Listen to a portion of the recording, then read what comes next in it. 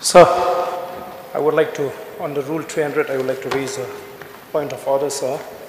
So on the Rule 37.7, sir, as far as the admissibility of questions, sir, is concerned, it says that it shall not repeat in the same session in substance a question already answered or to which an answer has been refused.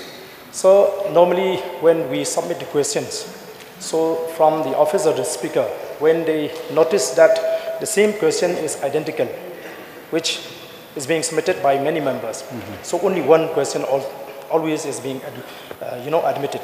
So sir, here, sir, we are just wasting our time, and you have admitted in the motion discuss about the menace of drugs, and again 0-hour notice on drugs, and again questions. So we are just repeating and just wasting our time, and we lose discussing some other relevant, very important issue. So sir, may I request, sir, if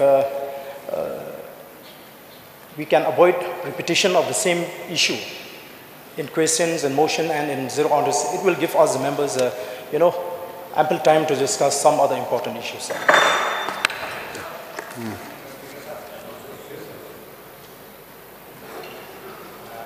Mr. Speaker, sir, I would also like to subscribe to what submission made by the Honourable Member from Kren, Ardent. See, we have seen it, be it questions, be it 0-hour notice, or maybe it resolution, then even the short duration discussion, special motion, it is related to each other. Sir, I think your good office, if they can study well, combine it together, then we'll have one subject where we can debate and we can have time properly to discuss about it. Otherwise, I think even if we continue for 2 months, 3 months of the session, there's no point. I mean, we cannot end it up. So I would also like to support the submission made by the Honourable Member, sir. Your good office, we leave it to your good office. If you can walk it out in such a way, I'm very sure we will be able to save a lot of time, sir. Yes, the point is noted. We will. I'm sure this very important matter has been raised through the relevant